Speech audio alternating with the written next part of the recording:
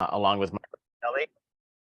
Thank you. Along with Mark Ricitelli and Dave Yastrzemski, will be chairing the speech events. And we have on screen with us Frank Riccobono, who will be handling the technical side, and Tom Beck, who is the National Catholic Forensic League Vice President and is going to do the judge briefing for us tonight on the events.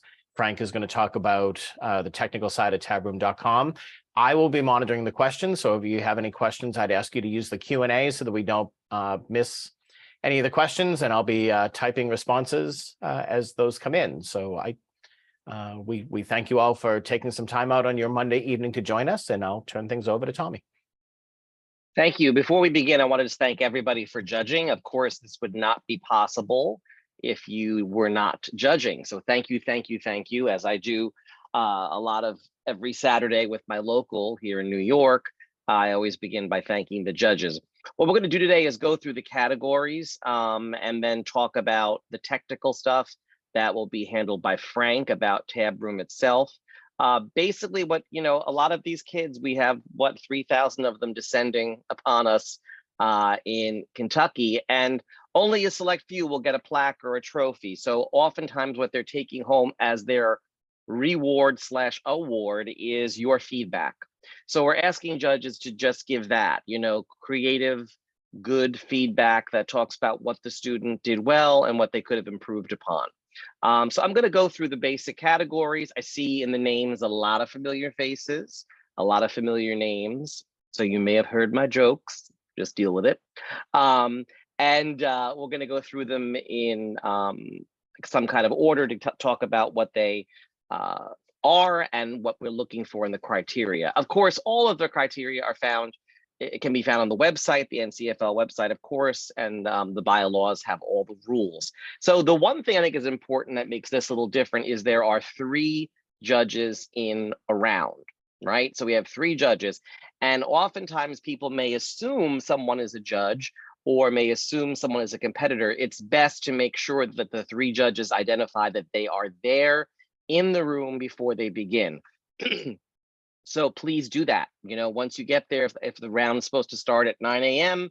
and you're there, just say, okay, I'm judge this, is judge this, and are they all here before we begin? All right. The first category we'll look at is extemporaneous speaking.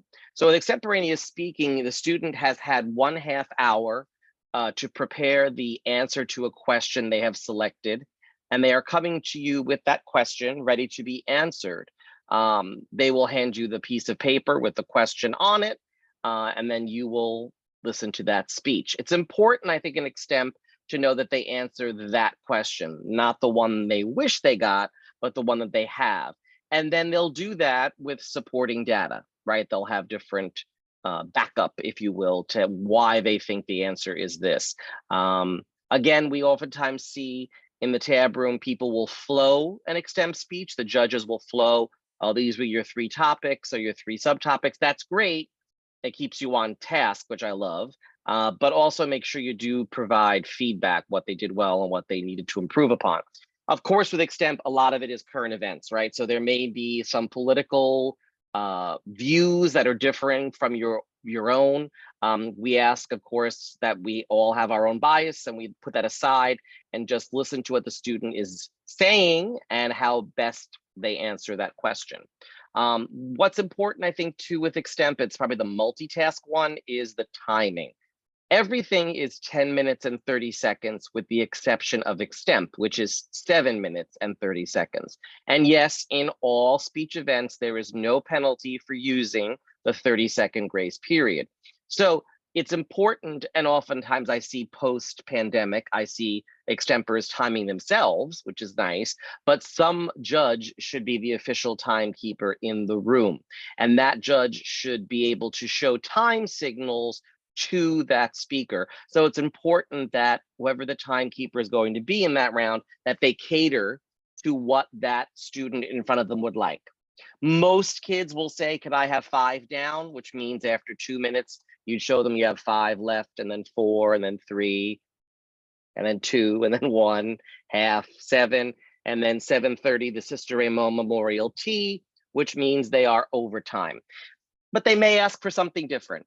just try to straighten that out before they begin speaking so they know exactly what they're going to see with the time signals they've requested. Why? Well, in extemp, they are going to do certain things at different times. They're going to change topics or signpost and move, whatever it is. So if you don't show time signals, it will literally make them implode sometimes. So please, please ask each extemper how they'd like to see the passage of time. Again, they have 7 minutes and 30 seconds. Okay. Moving on from extemp, the next category is original oratory. God bless these students. They have written their own speeches. It could be a speech to eulogize, to praise, to inform, to persuade. There's no cookie cutter as to what it has to be. It should have a beginning, a middle, and an end, I think, as an English teacher. But they will be bringing to you their own speech, and they have 10 minutes and 30 seconds to do that. It does say in the rules of the event that you can comment on the content as well because they are the author, but we're here for speech. So yes, you might say something like, wow, this is a great story about your grandmother coming to America and seeing the Statue of Liberty, and now you're talking about tap dancing elephants. I don't see the connection. Did I miss something? So the way an English teacher might look at transitions in a paragraph or in an essay, that's the kind of thing you could comment on in an oratory itself. Again, they have using the basic building blocks of speech. How do you hold a room, vocal variety, facial expressions. They're going to bring their message to you, 10 minutes and 30 seconds. They may ask for time, they may not ask for time, but again, someone should time in the room for the official timekeeper. Which takes us then to OI, which is oral interpretation of literature. We have two sides, prose and poetry. They will announce at a later time which will begin the tournament with round one. But here you have poetry, which is poems. It could be a series of poems about by an author or about a theme or a motif. It could be one long poem, whatever the student has put together.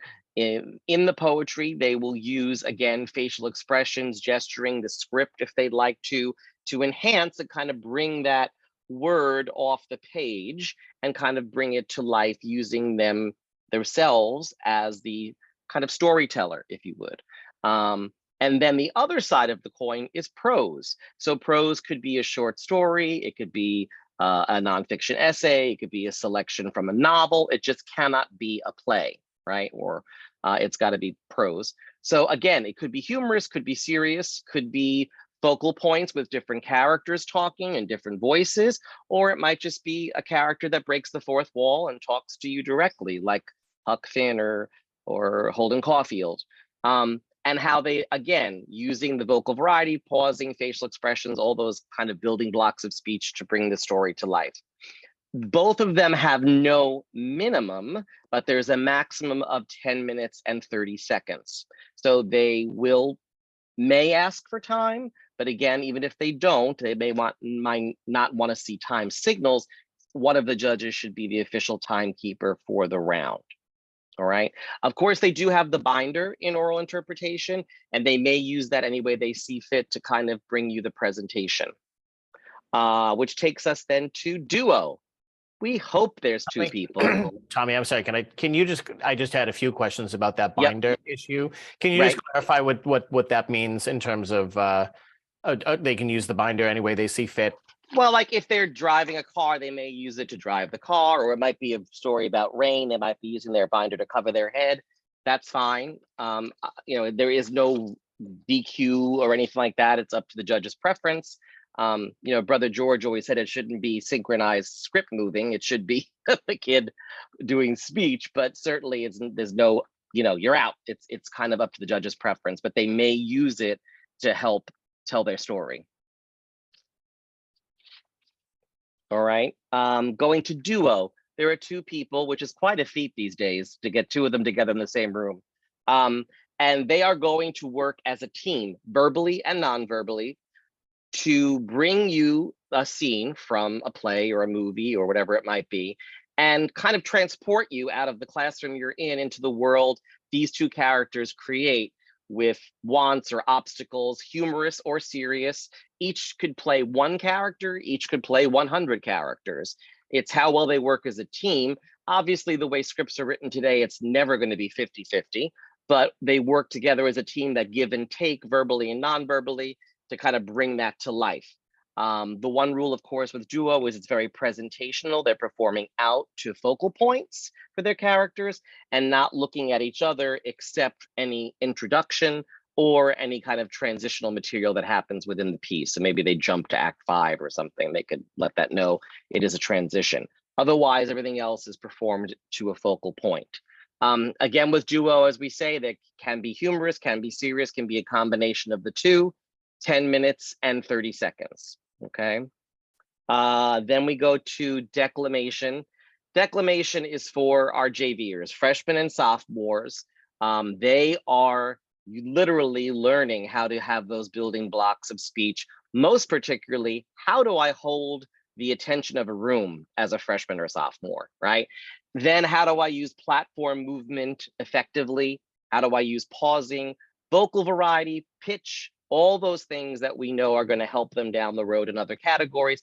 This is only for 9th and 10th graders. There is no minimum, again, with the time, but there's a maximum of 10 minutes and 30 seconds. They may have found a speech like a TED Talk or a commencement speech, or their coach might have handed them, you know, here's Patrick Henry, here's MLK, whatever it is. They are going to take that speech and bring the message that the author had to you and the audience using their freshman and sophomore self. So they're not becoming Meryl Streep, they're not becoming Ellen DeGeneres, they're not becoming Indira Gandhi. They are bringing their message to you using their 15 or 16-year-old self and practicing all those, you know, building blocks of speech, if you will. So again, they may ask for time, they may not want to see time. Either way, someone should time in the room to make sure they don't exceed the 10 minutes and 30 seconds, okay? And that is declamation. And the last one is dramatic performance. And dramatic performance, remember, unlike the NSDA, we do not separate humorous and serious. They are together. So you could have a very funny speech or a very sad, tragic speech, or a combination of the two. Here you have one performer who will bring you a selection from either a play or a movie or a novel, whatever they'd like to do. That's going to be either one character, a monodrama, or maybe it's 100 characters. And again, how do they transport you out of that classroom into the world of this character is really a good example of dramatic performance. Here is probably the most free of the movement. You can see your back handsprings, your tap dancing and all that in dramatic performance. It's a lot of fun, obviously. Again, no minimum, but the maximum is 10 minutes and 30 seconds. All right. And that's just the basics that I go through for the actual events. If people say, well, Tom, you know, someone did this as poetry and I know it's not a poem and what we ask is that you do not confer with the other judges. The three of you do not speak to each other. You don't talk about rankings. If you think something is illegal, is not in the right category for a genre of literature, we ask that you bring it to the protest committee or the tab room so we can then make sure with that coach, is there indeed a prose version of this or a poetry version of this? Don't take it upon yourself to confer with other judges and say, oh, this is disqualified. That's nothing a judge has to deal with. That's something that we will deal with in the tab room and the protest team. All right. So are there any other questions about events before I turn over to Frank for technical stuff? Just if you could clarify, if they do go over the grace period, what happens? Yes. So if they go over the grace period, you throw things at them. No, that's lie. If they go over the grace period, the rule of the NCFL is they just cannot be first. They could be second, they could be third, they could be fourth, they could be fifth. Obviously, it's like golf. We want to see the hole in one, so one is the best. But if they do exceed that 30 seconds, they cannot be first.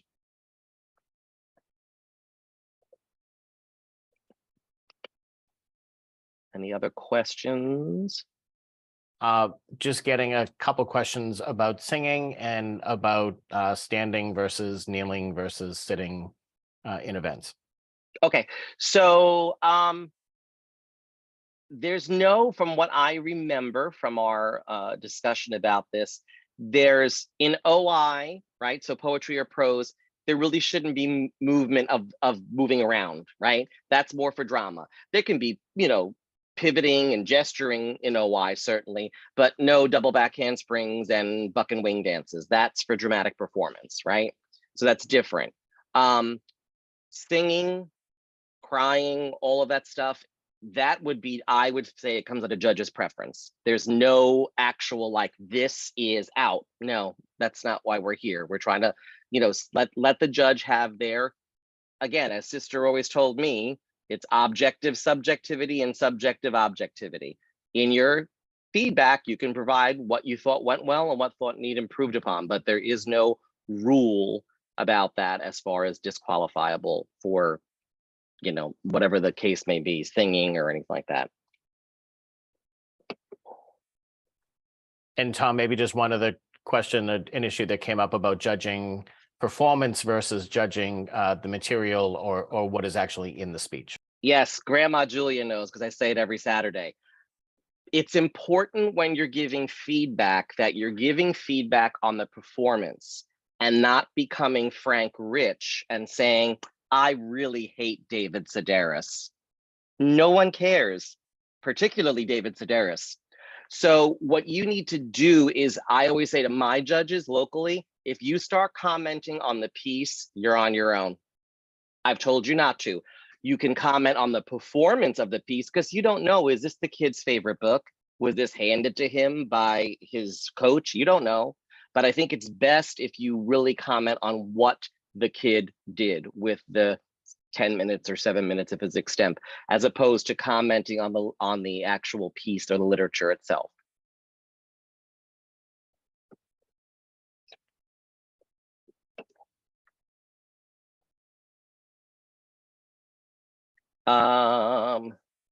Couple of questions I see coming up are more about logistics of judging and all that. So we'll talk about that, I think, when we get more with Frank. Thank you so much. Again, this is going to be recorded, so if you have any questions, you can refer back to it. But I look forward to seeing everybody in person in Kentucky. And again, I cannot thank the judges enough. If any of you are interested, we are in desperate need of judges for policy. So if you'd rather judge policy, let us know because we do have some openings. And I'm going to turn it over now, I think, to Frank. Sure, thank you. Let me just share my screen. So I'll start with a quick overview of the logistics of Saturday and Sunday, and then more about the actual technical operation of how Tab Room works. This is a draft document, but you will be receiving a link to what we call the live doc. That is the primary channel of communication between us and you during the tournament. There'll be a table of contents in here. Here will be where you can see the whole schedule for the day. A lot of these instructions that we've told you are repeated in this document, so you can quickly refer back to them, including things like the rules of each of the events, as well as some expectations for what judges are expected to do. Your ballots will be released to you electronically through tabroom.com. I'll put that link in the chat. We still have a handful of judges that have not linked their accounts to their judging record. So if you or someone you know has been affected by failure to link your judges, please try to get that done before Saturday. So this is tabroom.com. I'm pasting the link in the chat so you all have it. And I'm logged in right now, but if I was not logged in, there'd be a link up here to create an account if you don't have one already. During the tournament, when you have a ballot assigned to you, it will show up on a screen that looks a little bit like this, and you can click your email to get back to this screen at any point. You will click your email to get to this page. You will see a list of the round you're judging. In this case, this is a sample that I set up. OBT stands for online ballot test, but this will say something like DEC for declamation, EX for extemp, or what have you, whatever event you're judging. This is a holdover from when we used to have virtual tournaments. You will not see a little camera icon here. Instead, you will see a physical room number. Most of speech is at the University of Louisville. and there'll be a location in there. We will also have maps linked for all of the sites through the live doc. So in case you don't know where that room is, you'll be able to find it. You'll see a start time. You'll see at the first page, you'll see a list of numbers. Each of these numbers represents some student that will be performing in your room. And then this button, we have the ability to change this text. So this button will actually most likely say acknowledge. As soon as you see this ballot, click this button to let us know that you've seen this ballot. This is how we in Tab Room know, especially now that we're all distributed in the real world across the physical campus of this university and across the city of Louisville, we know where people are. So you click this button as soon as you see your round, and then you head to the room that you are assigned to. This is what a speech ballot will look like. You will have a certain number of students assigned to you. They will each have a code and a name. There's a place where you can put their title and or their question if they're speaking of in extemp. And when you're done, there's a place where you can put in the ranks. At the bottom of the screen is where you should give your comments. We strongly recommend that you don't draft your comments in Tab Room. It's better to have something like Word or a Google Doc or something open that's not Tab Room that you can write everything in. And when you're finished, copy and paste into here. We have seen, even there's some blip in the internet, you go to click save your comments, but something goes wrong and all those paragraphs of comments that you've so carefully written disappear into the ether. We don't want that to happen. The kids need to get your feedback. So please write your comments somewhere outside of Tab Room and paste them in here. At the bottom of the screen, the first thing you'll see is this comments go to everyone. So the first box, if you type something in here, that is a comment you want to give generally to the room. So maybe something like, congratulations all, this was a very tough round. These are the kinds of things I was looking for, but these comments are very general comments that go to everyone. Most of what you're going to write is going to be aimed at a specific performer or team in the case of duo. And you can use this drop down to select Sylvia. And then while Sylvia is performing, take notes for Sylvia. And at the end, you can write in your comments into this box and save your comments. You will have time after the round is over to complete your comments. I believe we're saying that your comments need to be in by the end of the day. So for Saturday, by the end of the last round, you should have all your comments in for the previous rounds. But you don't need to finish all your comments immediately after the round. We do ask that you finish your ranks as soon as possible after the last students have finished speaking. The judges should not confer with each other. This is your own individual ranking, and you will rank people from 1 to 6 or however many are in the room, 1 being the best, 6 being the least best. So I'm just going to make up some ranks here. Imagine that this was how the round played out. And you would click submit ballot. You're going to be asked to confirm your ballot. And what trips people up on this screen very often is it's now going to display them in rank order, not speaker order. So just look at them and make sure, yes, I agree. Looking at my notes, Sylvia was definitely the best in the round. Dulcie was the second best in the round. Carlos was third. Joy, Fletcher, and Christopher, those all make sense. If you look at this and say, oops, no, sorry, I meant to flip Carlos and Joy, you can click the red button, go back here, and give Carlos the 4 and Joy the 3. Click submit again. And then when you are finally finished, click the yes confirm button and you are done for that round. That will send your ballots to us and your obligation for that round is complete. You will see on this same page, again, this is where you click your email. You might not have an upcoming round, but you will be able to see your previously entered ballots. And this is where you can also come to finish your ballots later in the day. Click this edit button and you'll be brought back into a place where you can write your comments for each individual person. And also this reason for ranking, that's the equivalent of that first box where it goes to everyone in the room. We send email notifications and text messages when your round is released to you. However, do not assume that if you don't get an email or don't get a text message, you are not judging. We will post, it's not in this draft document yet, but there will be a place where we put the schedule. And we ask you to check Tab Room at this right before the start of each round so that you can confirm whether you really do have a ballot. We usually release the ballots to judges about a half hour before the round is scheduled to start. And you can check here to see what you're judging. Other than that, and yeah, definitely click your name even if you don't receive the message. I believe that's it. I see some questions coming into the chat. And then also, Frank, talk about the acknowledge button. Yes, so I mentioned that to begin with. You should click this button as soon as you've seen this ballot. That's the way we know that you've gotten it. We have a tracking device on our side that shows each round and whether each judge has clicked this button or not. And if you have not clicked this button by a few minutes before the round, we will send people to chase you down and possibly have to replace you and possibly fine you if you are not in the room by the time the round is scheduled to start. So please click this button as soon as possible.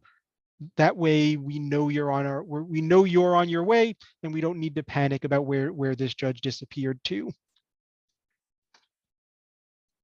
I'll answer some of these questions live. So yes, you do need to bring your own computer or iPad or something you can type on. We have had some judges who judge off their phones. It's possible, but really not recommended, especially if you're going to be writing comments.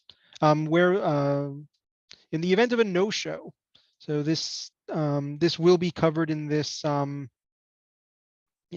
There will be a phone number, and this number is in many places in this document. Actually, this is not. Do not write down this phone number. This is not the updated phone number. It's okay. Do not write down that phone number. We will give you the right number. This was copied over from a draft of last year. But the important thing, not the phone number, but you should text to the number that we will give you.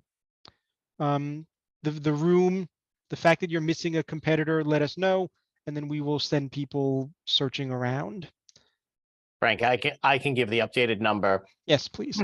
but just to clarify, we will not be checking this number until Saturday morning. So please don't text it between now and then and expect to get an answer. But if you want to write it down, this will also be in the live doc, and we will also send this out. So if you don't write it down now, there will be plenty of other places where this number will be published.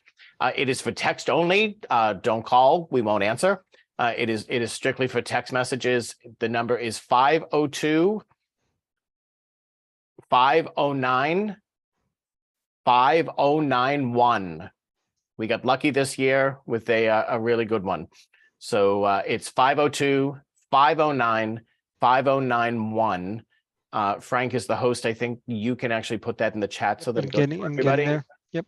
So it'll also be in the chat. And again, it'll be on the live doc, and it'll also be, we'll be sending it around. So that is the number that you can use directly to get to speech tab. It is the number that if there's something going on that you need to alert us about, if you have a serious question about something, or about 10 minutes after the scheduled start of the round, you are still missing a judge. So if the round is scheduled to start at 9, please don't text us at 9:01 and say you're missing a judge, because they might be just having trouble finding the room. We're going to ask people to give it about 10 minutes before you start letting us know. And there's a good chance we're already going to know that you're missing the judge, as that's why we're asking you to hit that button that says acknowledge. And if people are not hitting that button, we're going to be contacting them to try to get them there. If we can't reach them, then we'll be reassigning those judges as necessary. So we will most likely know or be aware that you're missing a judge, but about 10 minutes, give us at least 10 minutes before you start texting us to let us know that you're missing folks. The next question is, where will the maps be? So at the end of the maps are already published to the NCFL Nationals website. So this link will be at the end of the document. And I'll paste that in the chat for everyone as well. And that will give you maps of all the different locations that we're using for the tournament. Question about, will there be text or email notifications on judge assignments? Yes, as a best efforts basis. Do not rely on the text messages and emails. They are a convenience. you should keep an eye on your tab room account as the round. If you do not get it, if you get a text, then yes, you get a text, you are judging that round. But if you don't get a text, you should also go back to here, click on your email, refresh, and see if a ballot may have appeared about a half hour before the scheduled start of each round.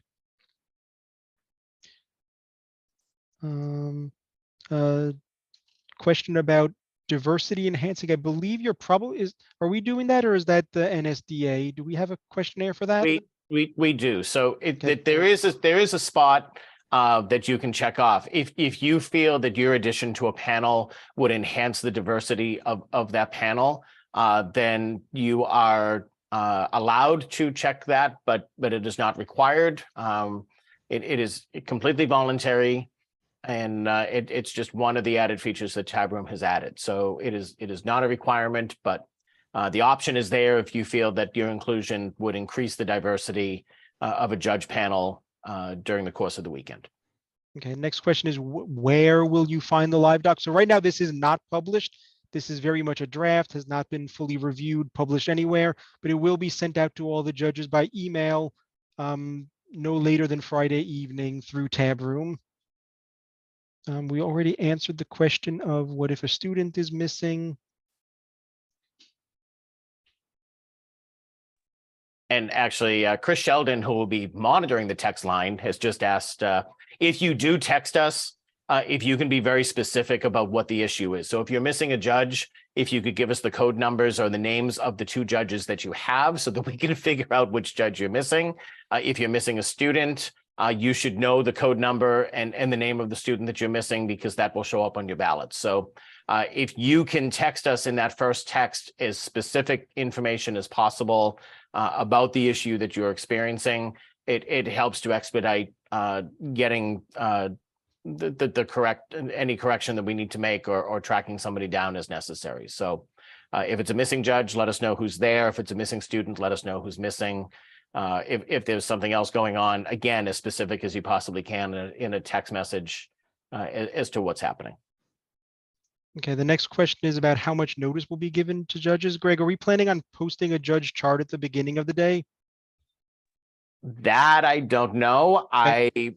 We'll have to get back to people on that. That's going to be up to Charlie Sloat as to whether we can.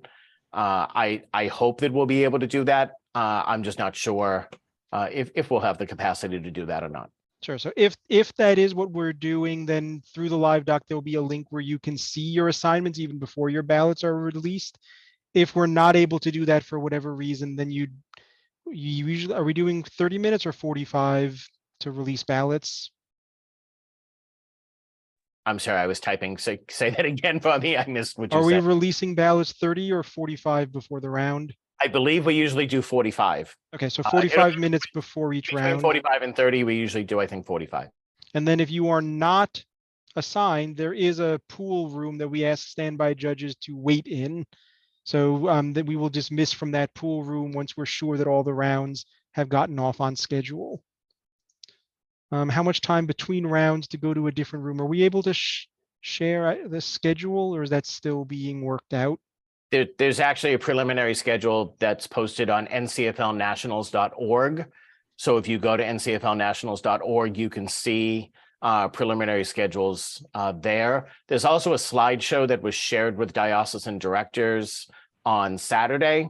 A link to that slideshow is also on ncflnationals.org. So if you haven't received any information from your coach or from the diocesan director, you can actually take a look at that slideshow, and it has all sorts of information on there, for example, about buses, times, the start of the day, information about sites for each events and things of that. So that's ncflnationals.org, and there's a link right from the front page. So we will post the final schedule as soon as we can.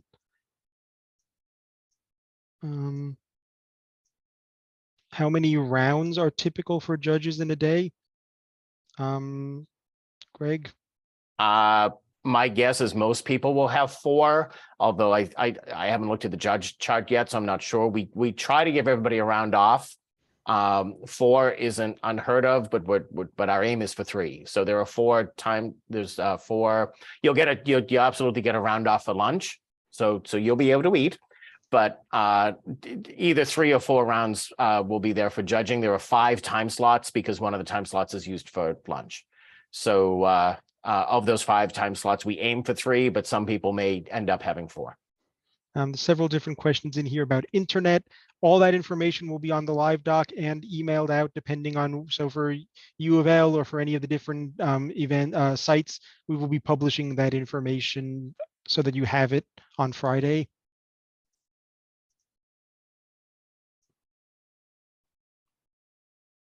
Yeah. Oh, that's a good question about observers. So I can address that. Observers are allowed this year in preliminary rounds, so long as everyone in the room agrees to allow an observer to enter. So competitors need to agree, judges need to agree. If one person says they're not comfortable having observers in the room, maybe the room is small or there's not enough room, that person can speak up, and there's no penalty if somebody speaks up and says, no, I would prefer no one else is here except for us. And that's absolutely fine. When we get to elimination rounds on Sunday, observers are allowed, but again, some of the spaces that we'll be using may have limited seating. So everybody has to have a seat. Those of you who may have attended NCFLs in the past know that, especially when we get to semis and finals, there's sometimes people everywhere in the room as much as possible.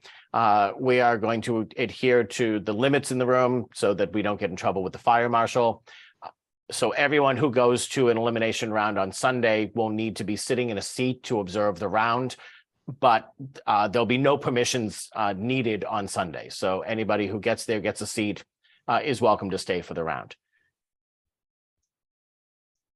There's a question, I'm skipping ahead, but there's a question about how judges confirm they are linked. So this is now my real tab room page. If you are linked, you will see NCFL Grand Nationals as an upcoming tournament. So I'm working tab staff, so I'm not going to have a judging assignment, but this will say something like this, that you're judging for the tournament for NCFL Nationals. If you do not see that, you should check with your head coach or your league director to make sure that your account is linked properly. Yep, and follow up from Chris Sheldon about missing students. Yes, do not wait to start the round until you have everyone. Please start the round once you have most of everyone at the scheduled time. And if the student is still missing at the end of the round, do not leave the room until we have told you, yes, we've confirmed that student is not coming. That student may be hopelessly lost and we find them and they're going to run to the room and then the judges aren't there and then it throws everything into chaos. So please do not leave the room if a student has not shown up unless someone affirmatively tells you you are clear.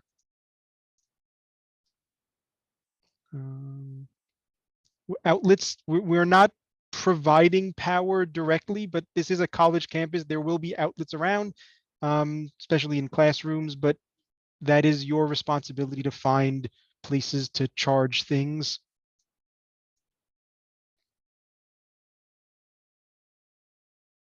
What time do things begin on Saturday? So that is in this schedule at a glance. Speech round 1 is at 9 a.m.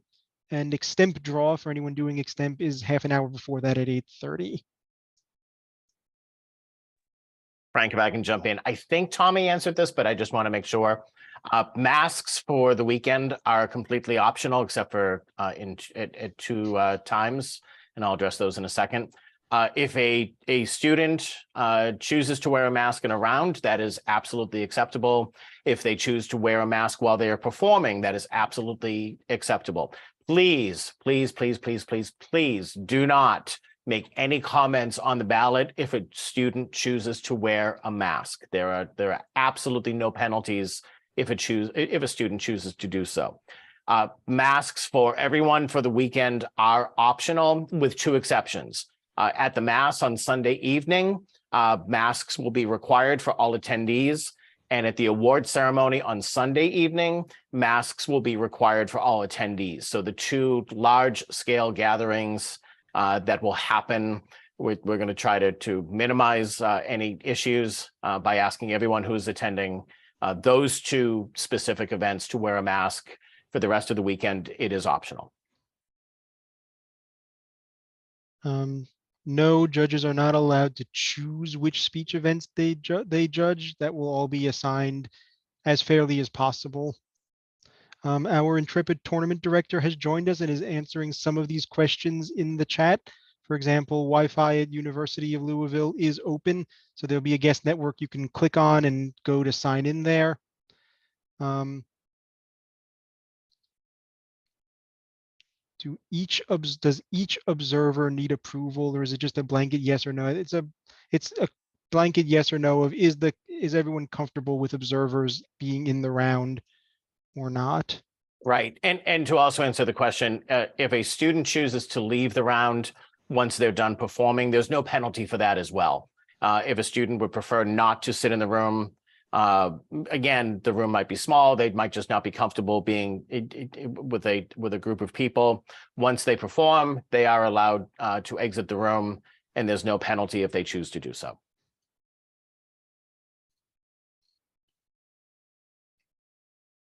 So the room spaces separated by curtains or hard walls. So this is a university campus. So for speech, we will mostly be in hard walls and actual classrooms. Competitors observing each other. No, by default, the competitors will observe each other, but as Greg just said, some of them may choose to leave the room, and that's perfectly okay. IE octos and IE quarters. So those are some of the elimination rounds on Sunday. So it's possible you've already been put into some pool for that. That's showing up. That seems a little early that information would be visible, but if that's what it's showing, it might be that you've been put into those pools already. So the question about buses, Roland also answered. So buses will be leaving downtown near the hotel between 7:15 and 7:30, and buses will return in the afternoon after the end of the last round.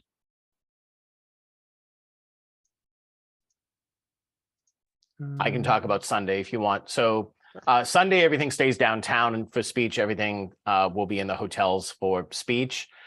If you do get a round assignment, that will arrive Sunday morning. Again, different judges are in different pools for octos, quarters, semis, and finals. There are 4 rounds, elimination rounds on Sunday. It will show on your tab room account if you are in one of those pools. It doesn't necessarily mean you will judge that round. It means you need to be available to judge that round. If you are in the pool, but you don't receive an assignment, we will have a waiting spot, a room we're going to ask the judges to wait in, so that if we do have judges that are not in the round, we'll be able to replace them quickly and get those rounds started. That also applies to Saturday. If you do have a round off, we will have a speech judge holding room that we'll ask you to report to at the beginning of that time slot, so that we can track down judges a little bit easier in terms of replacing judges as necessary. Once we know that all the rounds have started, we'll announce everything has started, and judges are free to leave the judge lounge. You're also welcome to stay. But if you don't have a round assigned at a specific time, we will ask you to please come to that judge lounge so that we can really expedite and keep the tournament moving. A question about what time are we likely to finish on Saturday? So depending on the event, the last rounds are around 7:30 for the different events. Actually, no, are we earlier? Yeah, we're actually earlier. We should be wrapping up at U of L probably around 6, Okay. give or take, but 6-ish. Don't hold me to that. If you're there later than 6, please don't text me and say, you told me 6 o'clock. 6 is a guesstimate. You know how these things go. I think we answered about Sunday. Most judges are judging for both days. Some judges, some first years out are not able to judge elimination rounds. But other than that, assume you are judging both days. Question about multiple campuses for U of L. I don't know the answer to that. How frequently will the bus run between hotel and competition? So it's not a continuous loop. The buses will run.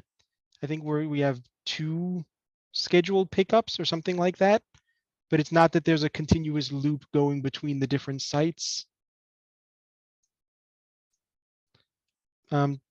Most likely the tournament will not be providing masks. There might be a few, maybe, but I would definitely not count on that.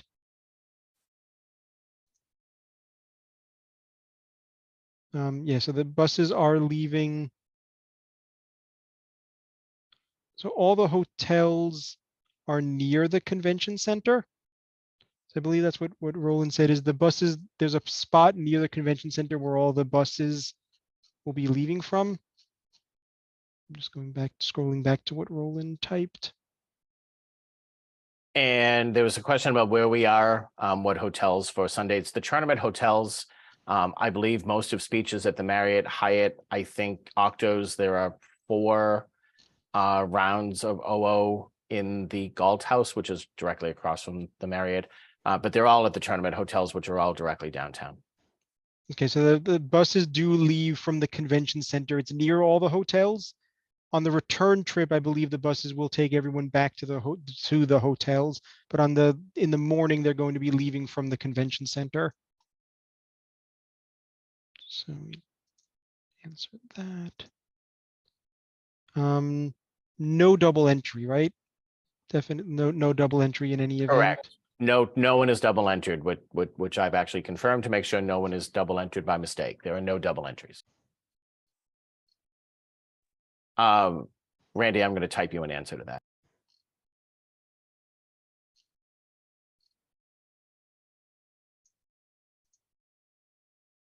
I'm just scrolling through. So there's a question about the schedule for Sunday. We will be posting that as soon as everything is absolutely finalized. Process for switching to judging policies if you choose. I believe there was an email that went out a little while ago that had more detail in it. Let me see if I can pull up that email very quickly.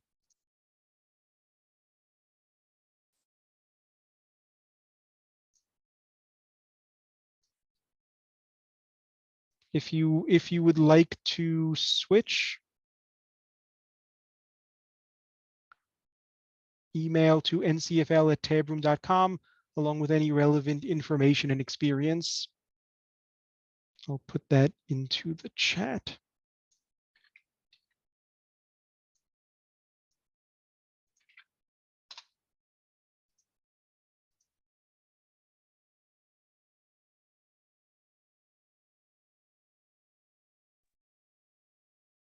Roland, just thank you. 4 OO rounds are at the Omni.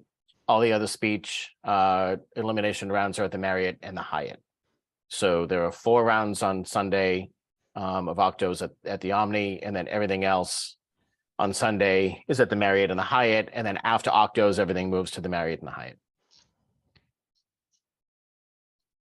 Okay, there's a couple of questions about when the live doc will be available. We'll try to get it out as early as possible, but there's not necessarily more logistics you would find in the live doc that would be critical to your planning purposes. Most of the information is available right now on the ncflnationals.org, at least as far as schedule, the general schedule of the day, the start times, locations, and everything. That's all available right now on the NCFL Nationals website. We will try to get the documents out as early as possible, but there's a lot of review that needs to go into them. Okay, there's still those. Did we already answer the question about campuses for U of L? Yes, we're on the Belknap cancel. It's there.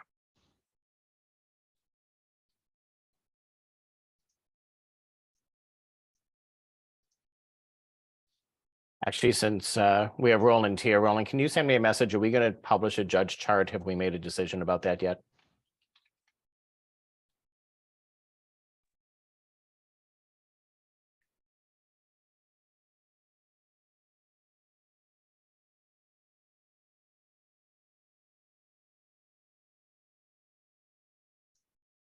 Or Roland, if you'd like, I can click the button that lets you speak if you'd like. You're no pressure though.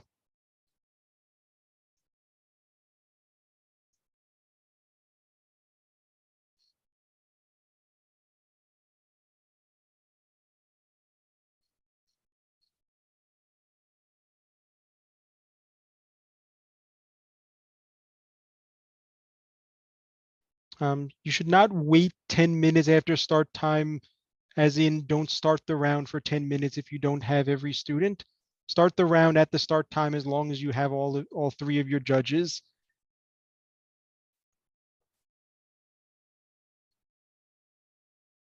And will you know your judging sessions in the morning? That's the answer to this question. We may or may not be able to give that information ahead of time. We're still trying to confirm that.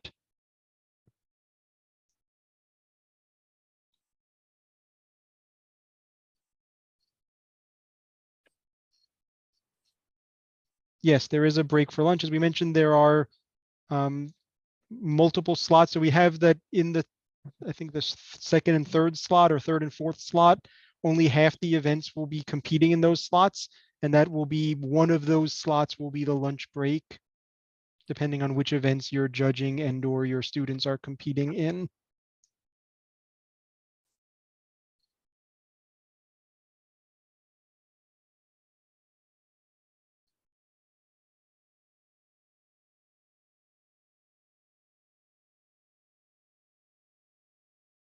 Yeah, so Brandon, the questions that are being answered live, those are the ones that we're speaking out loud.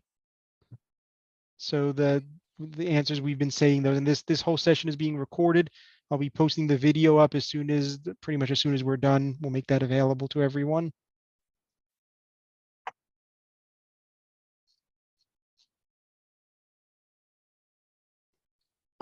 Nicole, masks are mandatory for awards and the tournament mass Saturday night. So that's the mass at the cathedral.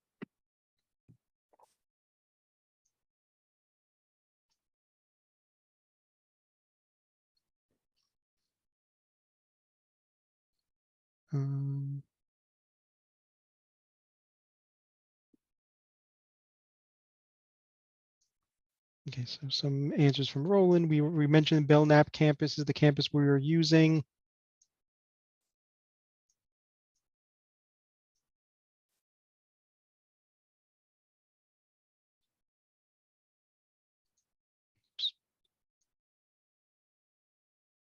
And I think just so folks know, if we'll still be staying here to answer questions, but at this point, if you feel comfortable and we've answered your questions and there's nothing else, then we can probably say thank you so much for being here. We really appreciate your dedication to the league. We appreciate all of the comments and all the work that you're going to do this weekend to help make this a successful tournament.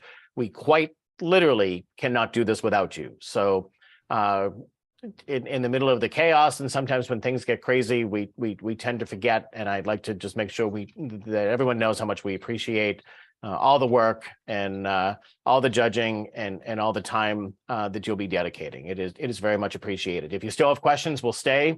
But otherwise, I think the gist of the webinar has come to a conclusion.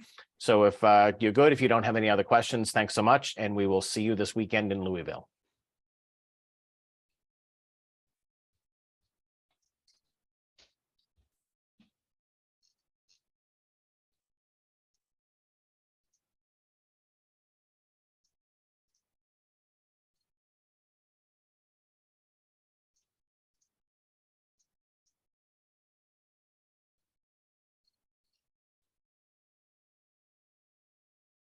Yeah, the convention center is close to all the tournament hotels. If you're for some reason staying in something other than the tournament hotel, that might not be true, but at least all the tournament hotels, it is convenient. All right, I just lost a question.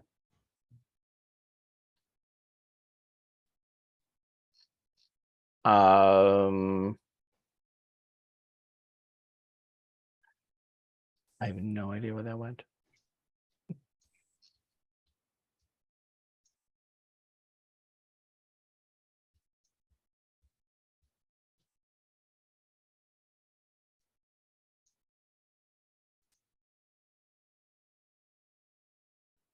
There's someone with a hand raised. Um, Oh, let me just answer this real quick. It's Kelly had sent me her name to check. Kelly, you are in there for both Saturday and Sunday. You are in speech rounds on Saturday and also Sunday. I think when I copied your name, it took that as me answering your question, and I can't find it again. So, if you can just send me a message, let me know that you heard and understand what I'm talking about. And yes, the recording, Frank is going to get the recording up. Will it be tonight? most likely. Okay. And it'll be on ncflnationals.org. Mhm. You'll be able to find it. So more questions about the shuttle bus. All of the speech buses will be going to the same place. So if you get on a speech bus, they start boarding around 7, between 7 and 7:15, they'll be boarding. If you're downstairs between 7 and 7:15, you get on a speech bus, you'll be on the right bus. Lunches, yes. Roland, who should they email for lunches? Lunches were supposed to have been ordered by May the 12th, and they'll pick up their tickets on Friday afternoon between noon and 8 p.m. at the Omni on the second floor. If they miss the deadline, is there a chance still to order a lunch? Not at U of L, unfortunately. They had a hard cutoff on Monday morning. There will be a few of the usual University of Louisville outlets open. They're small, so get there early. And then at the main strip just off campus, there's Jimmy John's and 14 other places nearby.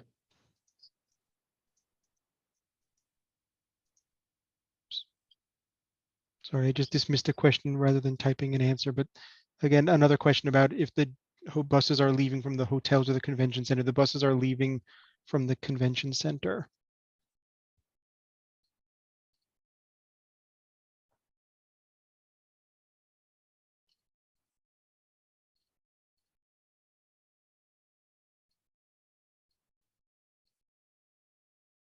A couple of questions about Sunday and when judges are done with their obligations on Sunday. Greg, you want to take that? Sure. So it just depends on what pools they've been assigned. You should be able to see what pools you're in by looking at your tab room account. There are 4 rounds for elimination rounds on Sunday: octos, quarters, semis, and finals. The schedule for that, I believe, is up on ncflnationals.org. Obviously, octos begin early in the morning. I believe it's 8 a.m. is the first one, and then they progress as soon as possible during the day. If you get assigned a round, it'll be sent to you prior to the round, so you can check your account in the morning. And if you don't have an assigned round for any of the elimination rounds, but you are in the pool, there will be a judge's lounge we're going to ask you to report to, so that if we have to replace a judge, everybody's sitting in front of us, and we'll be able to expedite that process and get the round started as quickly as possible.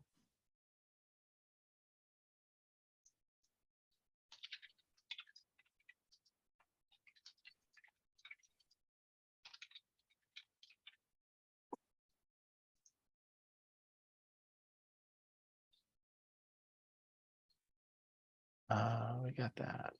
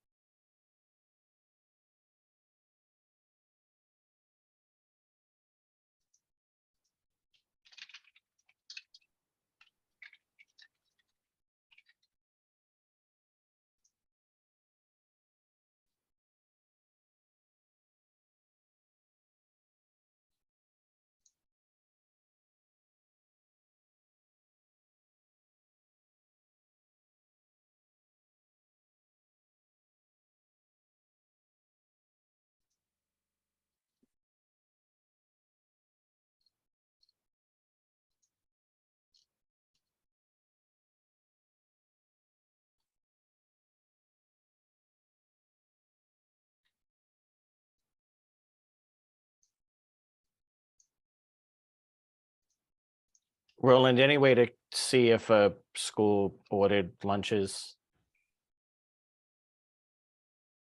before Friday? They can email Katie Cecil is the only way I know to do it. I don't have any access to that. Yeah, I don't either. I can give you Katie's email actually.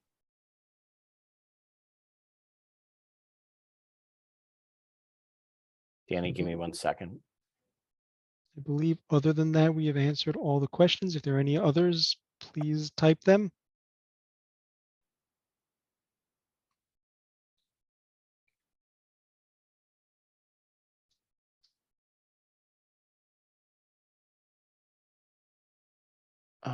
That's done. Okay.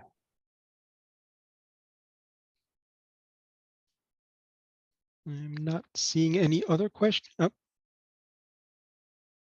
No, everyone is also in Saturday. The pools are only for Sunday, but everyone else is also expected to judge Saturday.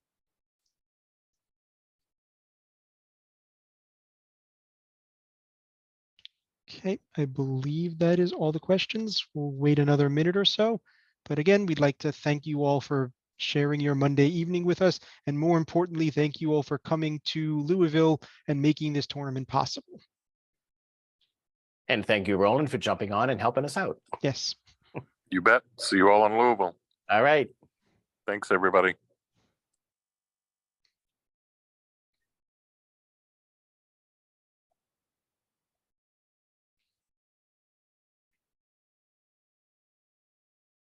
We can probably stop recording, I would Yep. say, Frank, just so that it doesn't